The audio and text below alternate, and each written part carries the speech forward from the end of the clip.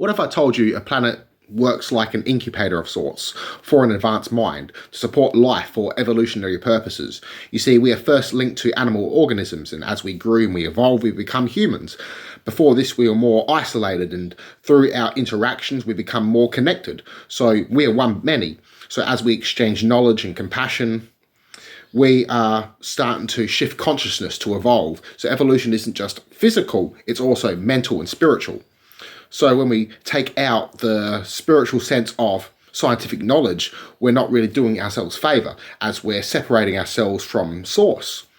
Now, the Earth is a living organism in the sense it absorbs energy, nutrients, and produces and recycles. It's not conscious, but it's present, so somewhat conscious. It's not conscious in our level. It's more unconscious, working on instinct, but not the instinct as what you think of. It's more in the elements of nature, the reaction to pollution that we see. So when the Earth is no longer able to support the evolutionary progress, it will start again.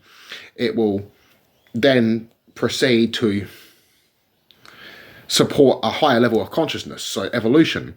So when we're first linked to animal organisms, we grew and evolved and become humans. So before this, we're more isolated, and through our interactions, we become more connected as we exchange knowledge and compassion. So even us talking now is a way of being connected. So we are one but many. So one within the source of energy. So we have always existed in the thought of energy. So meaning that we brought forth this existence in a sense of seeking a physical experience to come to know ourselves. So with the life in balance, so supporting higher life. So its ultimate goal of the planet is to produce this higher source, the higher mind, to ultimately come to experience itself and express itself to support itself. So the Earth absorbing the dead, absorbing the sun's rays, and instead of being placed in a destructive cycle, it produces life. Now, other planets are there in order to support the life on other planets. So say if the water here disappears, it will eventually transfer to another planet.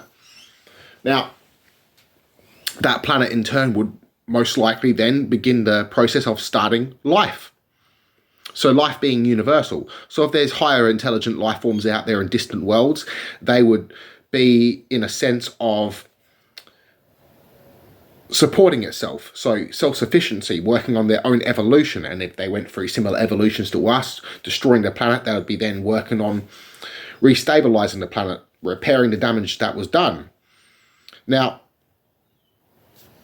as we start to progress and evolve, we start becoming more connected. So if you say we can eventually evolve into source, into a source-mind connection, so one but many, but positively experiencing and self-sufficiency and helping each other progress and further benefit ourselves. Now, the isolation part comes from our own psyche of escaping this world, our painful experiences. Rather, we should be focusing on making this world a better place, making it better for our own experiences as a shared collective consciousness, if you will. Now, this being said, everything out of anger leads to destruction. So our inner goodness, the true self, this is our inner God. So when we start progressing and as we start evolving, we start becoming more compassionate. So again, with this source of goodness, which is our inner God, connection to God. Now, energy being a sense that can't be destroyed, so it transfers. So life evolves, or it will devolve and eventually return to the source, and eventually then start again.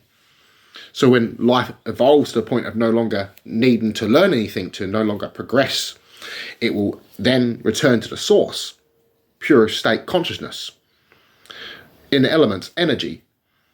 So everything in life is supporting life. Life supports life, so balance.